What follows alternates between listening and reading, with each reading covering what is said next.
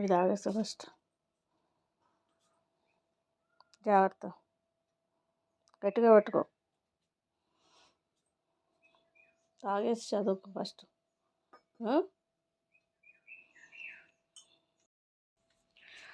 Hello అండి, నమస్తే, welcome back to our channel Samitha blogs. అందరికీ గుడ్ మార్నింగ్ అండి.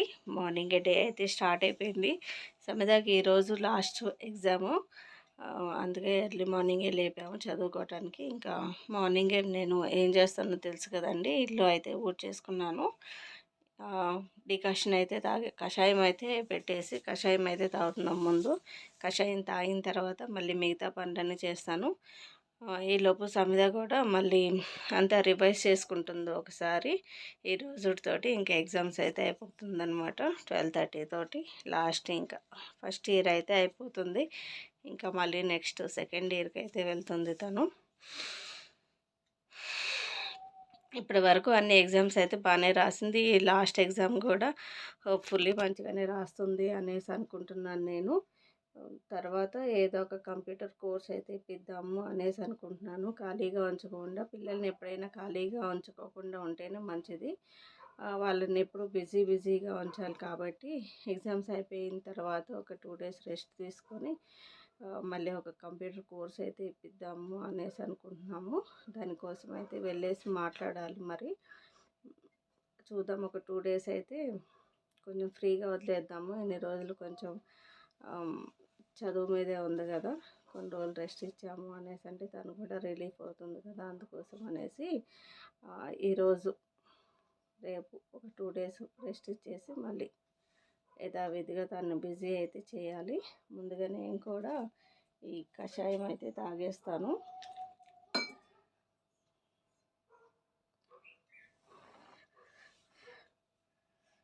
బాగా వేడిగా అయితే ఉన్నాయి.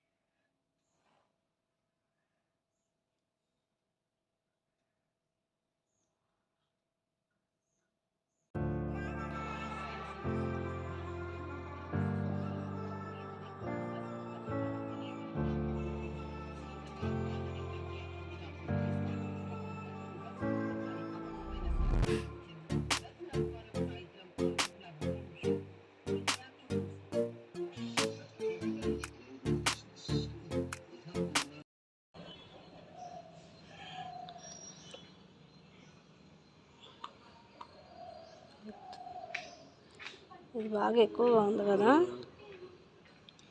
వచ్చిందా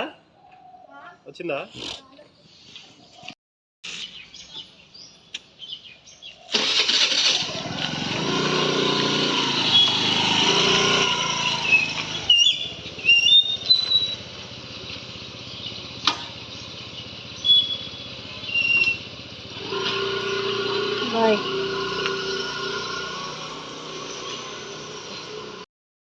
ఫోన్ స్టాండ్ అయితే విరిగిపోయింది. ఫెవిక్విక్ పెట్టి అంటించినా కానీ అతకలేదు. అందుకోసం అనేసి ఇంకా వేరేదైతే నేను ఆర్డర్ పెట్టేసుకున్నాను. సాటర్డే వస్తుంది అనేసి అన్నారు, చూడాలి. ఇది కొనేసి ఒక 8 months అయితే మంచిగానే పనిచేసింది. తర్వాత అయితే పని చేయలేదు, విరిగిపోయింది. పిల్లలు ఇట్లా చేయటం వల్లనో మరి ఎలాగో కానీ ఫోన్ స్టాండ్ అయితే విరిగిపోయింది నాది. కొత్తదైతే ఆర్డర్ పెట్టాను. ఇలాగా ఫెవిక్విక్ పెట్టాను కానీ అయినా ఉండట్లేదు, ఓడిపోతుంది ఇది.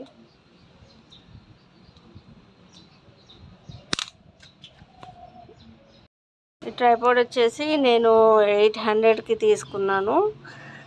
ఇప్పుడు ఆఫర్లో అయితే నడుస్తుంది కదా, ఇంకా ఆఫర్లో అయితే తీసేసుకున్నాను. ఆఫర్లో వచ్చేసి 600 అయితే ఉంది. అందుకోసం అనేసి ఇంకా దీనికన్నా కానీ పెద్దది అది వచ్చేసి, అందుకోసం అనేసి ఈసారి అది ట్రై చేద్దాము ఎలా ఉంటుందో ఏంటిదో అనేసి తీసుకున్నాను. అది వచ్చిన తర్వాత వీడియో అయితే తీస్తాను, అది ఎలా వర్కౌట్ అవుతుంది ఏంటిది అనేది. సమిద అయితే వెళ్ళిపోయింది కదా. ఇప్పుడు నిన్న ఉతికిన బట్టలు అలానే ఉన్నాయి. అవైతే తీసుకొచ్చేసి ఫోల్డ్ చేసి పెట్టిన తర్వాత నేను కూడా ఫ్రెష్ అయిపోవాలి. ఫ్రెష్ అయ్యి సమిద వచ్చేలోపు వంట అయితే ప్రిపేర్ చేసేస్తాను. సమిద ఈరోజు టిఫిన్ కూడా ఇంట్లో చేయలేదు, బయట చేస్తాను అనేసి అనింది. ఇంకా నేను కూడా బయట తీసుకురమ్మనే చెప్పాను. ఏదైనా ఉప్మా ప్రిపేర్ చేద్దాము అనేసి అనుకున్నాను, కానీ తను బయట తింటాను అనేసి అనింది. అందుకోసం అనేసి ఇంకా మా వారు త్వరగా అయితే తీసుకొని వెళ్ళారు. బయట టిఫిన్ చేపించేసి ఇంకా సెంటర్ దగ్గర అయితే డ్రాప్ చేసి వచ్చేస్తారు అనమాట. మళ్ళీ తను పిక్ చేసుకోవాలి కదా. ఆయన వెళ్ళేసి సమితని డ్రాప్ చేసి వస్తూ సమితకి టిఫిన్ ఇప్పిస్తాను అని చెప్పాను కదా. అలానే నాకు కూడా టిఫిన్ తీసుకొచ్చేసారన్నమాట. దోశ అయితే తీసుకొచ్చేసారు. ఇంక ఇప్పుడు నేను తినేసి మళ్ళీ వంట అయితే ప్రిపేర్ చేయాలి.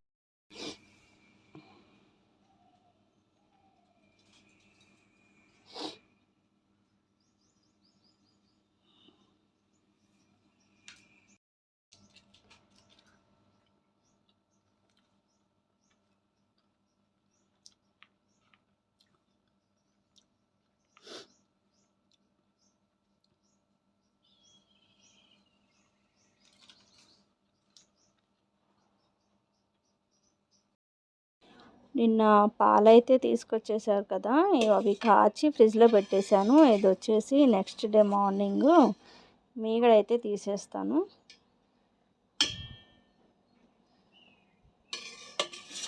మొన్నటి వరకు మీగడైతే సరిగ్గా రాలేదు. ఇంక ఈరోజు పర్లేదు, కొంచెం మందంగానే వచ్చింది మీగడైతే. ఇట్లాగా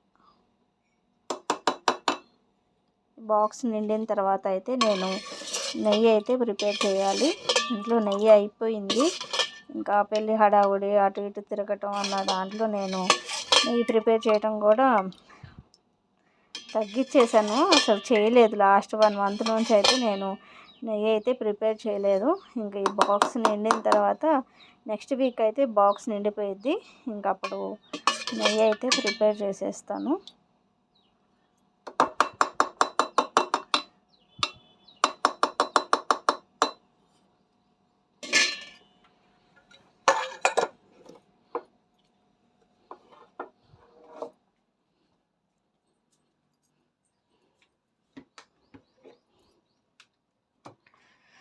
ఇలా డీప్ ఫ్రిడ్జ్లో అయితే స్టోర్ చేసి పెట్టేసేస్తాను. సండే అయితే మా వారు కూరగాయలు అయితే తీసుకొచ్చేసారు. ఇక ఆకుకూరలు అయితే కంపల్సరీ ఉండాలి కదా. వాటిల్లో ఈరోజు నేను చుక్కు కూర అయితే వండుదాము అనేసి అనుకుంటున్నాను మధ్యాహ్నం కర్రీలోకి. ఆకుకూరలు త్వరగా పాడవుతూ ఉంటాయి కదా, అందుకోసం అనేసి ముందు ఆకుకూరలు అయితే వండేస్తూ ఉంటాను. చూసారా, తీసుకొచ్చి ఒక రోజు కూడా కాలేదు, అప్పుడే ఆకుకూర అయితే పాడవటం స్టార్ట్ అయిపోయింది. ఇప్పుడు ఇవన్నీ తీసేసి క్లీన్ చేసిన తర్వాత నేను కర్రీ అయితే ప్రిపేర్ చేసేస్తాను. ముందుగా ఇవి క్లీన్ చేసేసి వేస్ట్ మొత్తం తీసేస్తాను.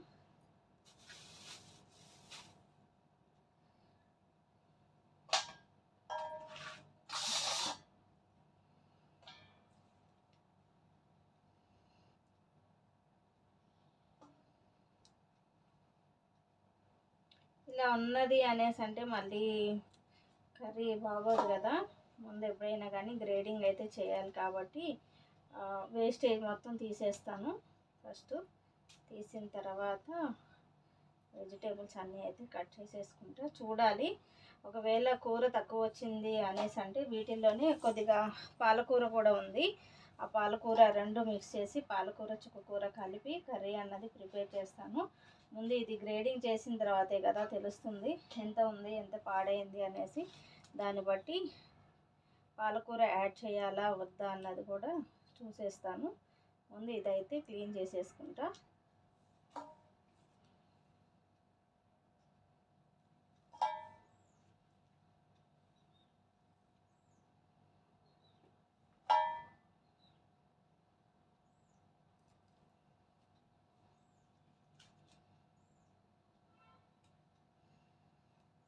ఇలా ఆకులు కూడా పువ్వు అయితే ఉంటుంది కదా, పువ్వు కూడా తీసేసుకుంటేనే మంచిది.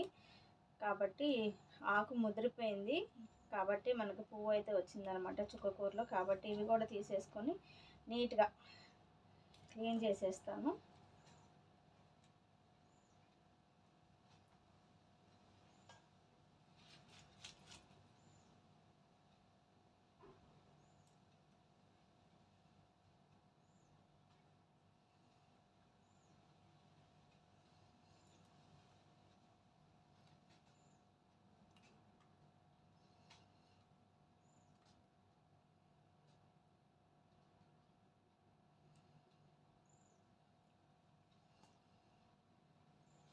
ఇంత వేస్ట్ అయితే పోయింది. ఇంకా ఇదైతే ఉంది. ఇది 2 పూటలకు రావాలంటే రాదు కాబట్టి కొద్దిగా పాలకూర కూడా ఉంది. పాలకూర కూడా వేసేసి పాలకూర చుక్కకూర కలిపి నేను కర్రీ అయితే ప్రిపేర్ చేసేస్తాను. ఎప్పుడు ఆకుకూరలు తెచ్చుకున్నా కానీ ఇంత వేస్టేజ్ అయితే పోతుంది కదండి. పాలకూరలో ఎంత వేస్ట్ ఉంటుందో ఏమో చూడాలి. దీంట్లో కూడా ఆకుకూరలు మనం తెచ్చిన దానికన్నా కానీ సగానికి సగం వేస్ట్ అయితేనే పోతూ ఉంటుంది కదా. దీంట్లో ఎంత పోతుందో మరి.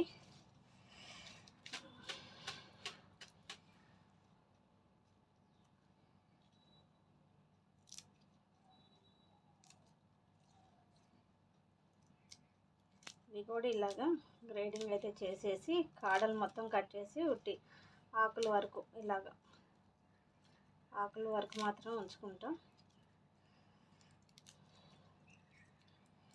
పప్పు చేద్దాము అనేసి అనుకున్నాను, పాలకూర చేద్దాము అనేసి అనుకున్నాను కానీ ఇంకా చుక్కకూర అయితే తక్కువైపోయింది కదా. మళ్ళీ 2 పూటలకు రావాలన్నా కానీ రాదు కాబట్టి ఇంకా చుక్కకూర పాలకూర టమాటా కర్రీ కూడా బాగుండిద్ది. 3 కాంబినేషను. దీంట్లోకి ఏమన్నా ఫ్రై కానీ అలానే ఆమ్లెట్ కానీ వేసుకొని తిన్నాము అనేసి అంటే బాగుంటుంది. ఇదిగోండి పాలకూర కూడా కట్ చేసేసుకున్నాను. కాడలు తీసి ఉట్టి ఆకులు మాత్రమే వేసుకున్నాం పాలకూర.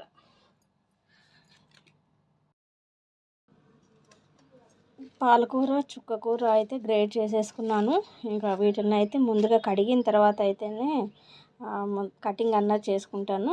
బాగా డస్ట్ అయితే ఎక్కువగా ఉంది, అందుకోసం అనేసి ముందు వాష్ చేసేస్తాను. చిన్న చిన్నగా కట్ చేసిన తర్వాత ఇసుక అన్నది అలానే ఉంటుంది కాబట్టి ముందు ఇట్లా పెద్దగా ఆకులు ఉన్నప్పుడు వాష్ చేసేసుకున్నాము అంటే ఈజీగా ఇసుక అన్నది పోతుంది కాబట్టి ముందుగా ఇసుక అంతా పోయేంత వరకు వాష్ చేసేసుకున్న తర్వాత వీటిని కటింగ్ అయితే చేస్తాను.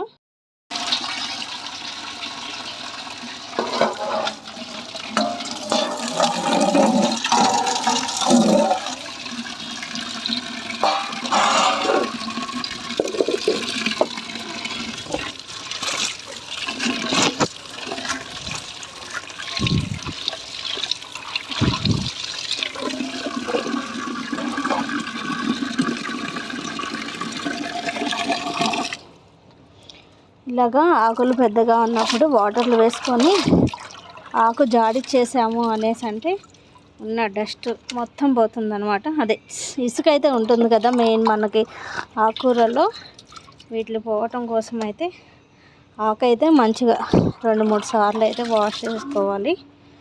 ఇప్పుడు ఆ ప్రాసెస్ అయితే చేసేస్తున్నాను.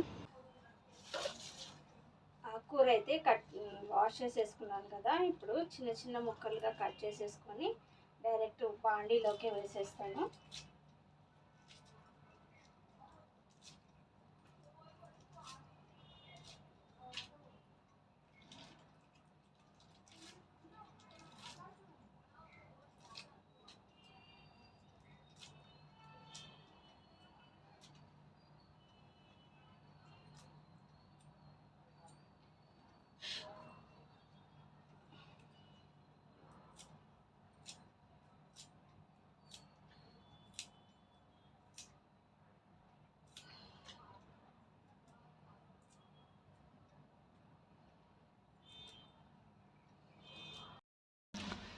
చుక్కకూర పాలకూర అయితే కట్ చేసేసుకున్నాను.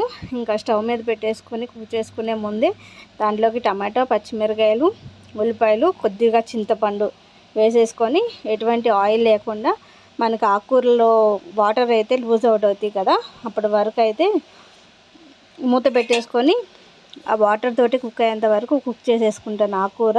జస్ట్ ఒక 10 మినిట్స్లోనే మనకు ఆకుకూర అయితే త్వరగానే కుక్ అయిపోతుంది కదా, ఒక 10 నిమిషాల్లో కుక్ అయిపోతుంది. ఈలోపు రైస్ కూడా పెట్టేస్తాను. రెండు స్టవ్ మీద పెట్టేసాను అంటే పని అనేది త్వరగా అయిపోతుంది కదా.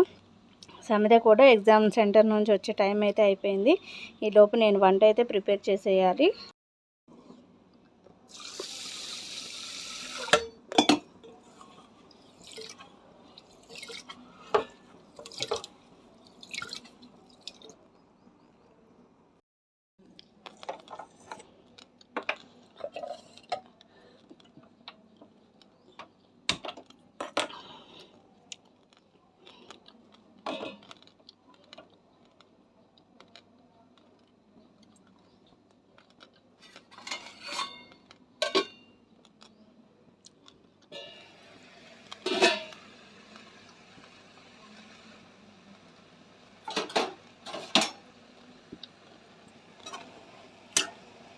చూసారా, ఆకుకూర అయితే ఇలాగ కుక్ అవటం అయితే స్టార్ట్ అయిపోయింది. ఇంకా సాఫ్ట్గా కుక్ అయ్యేంత వరకు కుక్ చేసేసుకోవటమే. ఆకుకూర త్వరగా కుక్ అయిపోతుంది అనేసి చెప్పాను కదా, ఇలాగ గంటితోనే తిప్పేసుకుంటే మనకి మెత్తగా అయిపోతుంది అనమాట. మనం పప్పు గుత్తి పెట్టి రుబ్బాల్సినంత అవసరం కూడా ఉండదు.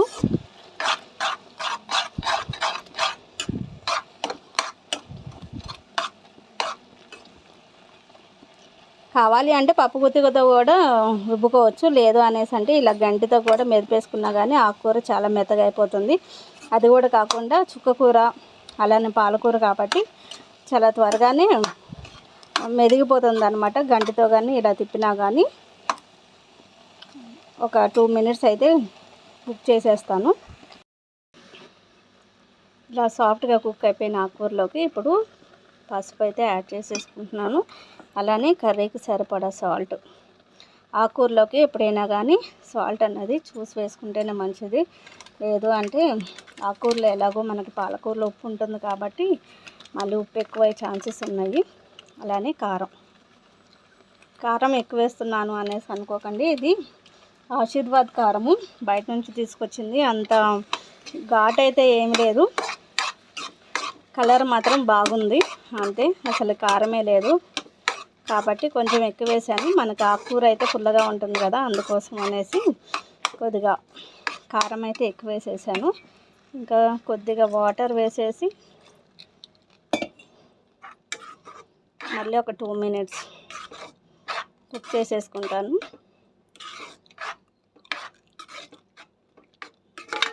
ఇంకా తర్వాత దీన్ని తాలింపు పెట్టేసుకోవటమే మనం. అయితే అయిపోయింది. ఇప్పుడు దీన్ని తాలింపు అయితే వేసేస్తాను.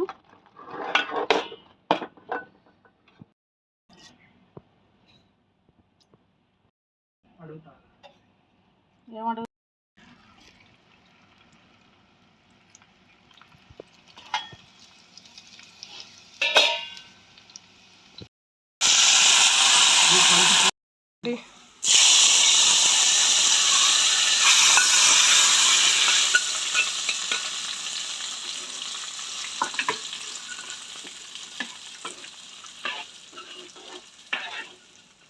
పాలకూర, చుక్కకూర, టమాటా కర్రీ అయితే రెడీ అయిపోయింది. ఇప్పుడు దీన్ని పక్కగా పెట్టేసి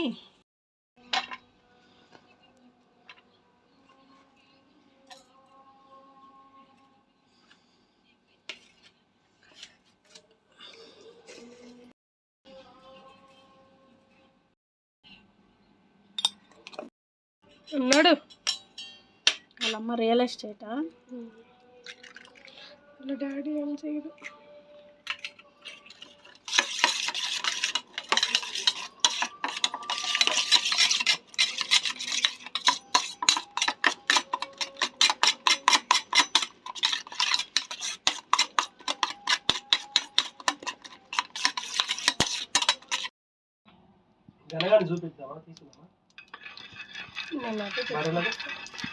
డైరీ ఫామా పెట్టేసి మనం కూడా బిజినెస్ ఏదైనా చేయాలి కదా.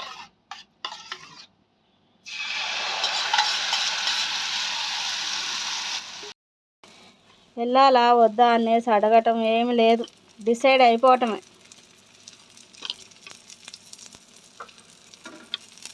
మరి వెళ్ళాలా ఇప్పుడు వద్దా అంటే బాగుంది. నువ్వు ఫస్ట్ బయటికి లేదు ఏం లేదు, ఇంట్లో అన్నం చేశాను, తినేసాదు.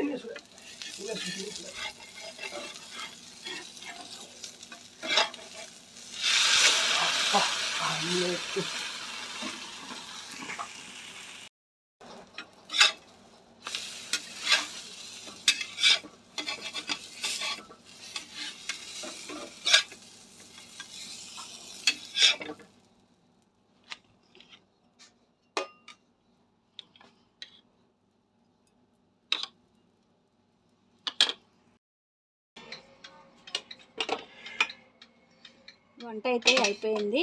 ఈరోజు మా స్పెషల్ ఏముందిలేండి, నార్మల్గా చేసుకున్నదే వైట్ రైసు, అలానే పాలకూర చుక్కకూర కర్రీ.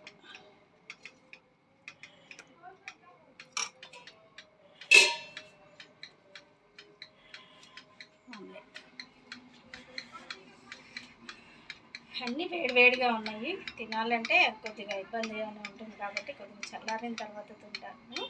ఇదేనండి ఈ రోజుటికి నా వీడియో కనుక మీకు నచ్చినట్లయితే ఒక లైక్ చేయండి, షేర్ చేయండి, సబ్స్క్రైబ్ చేయండి. మరొక వీడియోతోటి మిమ్మల్ని కలుస్తాను. అప్పటి వరకు ఉంటాను మరి. Take care, bye.